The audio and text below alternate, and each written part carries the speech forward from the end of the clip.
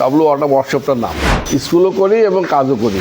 এখন যতদিন দিন যাচ্ছে তত ইলেকট্রনিক্সের উপর নির্ভরশীল। আধুনিক ওয়ার্কশপ করবো।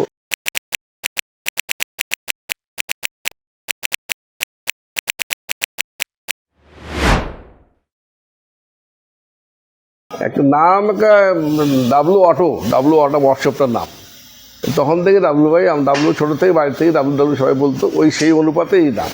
আর আমি ভালো নাম হলো মোহাম্মদ দিদারে রাসুল।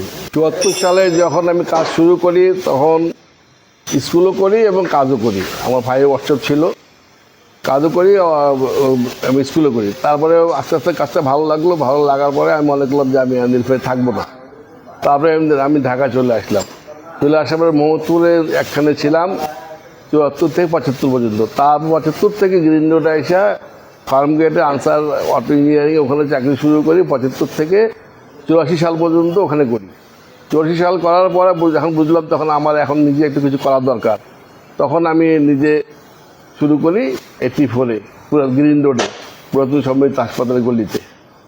তারপর থেকে মধ্যবন মিষ্টির দোকান ওখানে ছিলাম। তারপরে গ্রিন রোড প্রান্তপথ মোড়ে ছিলাম। তারপরে এখন এখানে আছি। যখন আমি চাকরি অবস্থায় তো বাংলাদেশ থেকে যত টেকনিশিয়ান ছিল কিছু জাপানিরা এসে ট্রেনিংয়ের জন্য ডাকছিল। তো ফার্মগেট যেখানে চাকরি করতাম আনসার অটো ইঞ্জিনিয়ারিং, ওখান থেকে আমাকে সিলেক্ট করছে। পরে আমি গেছিলাম ওখানে আমরা তো ক্যাম্প করছিল। ক্যাম্পে 3 দিন ছিলাম ওখানে। ট্রেনিং সব কিছু ওরা দিচ্ছে। ট্রেনিংয়ের পর থেকে তারপরে চলে আবার চাকরি জীবনের পর থেকে নিজে করলাম ওয়ার্কশপ। এখন পর্যন্ত করতেছি। আমার 3 মেয়ে 1 ছেলে। মেয়েদেরকে বিয়ে দিছি। মেয়েরা ইডেন থেকে মাস্টার্স করাতে বিয়ে সেরে দিয়ে দিছি।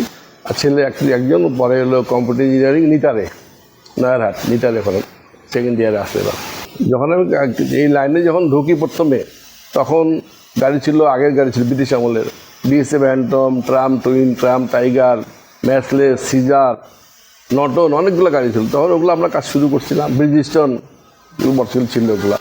তারপর আস্তে আস্তে করতে ওগুলো তো ওল্ড হয়ে গেলো, আবার নিউ মডেল আসতেছে সব।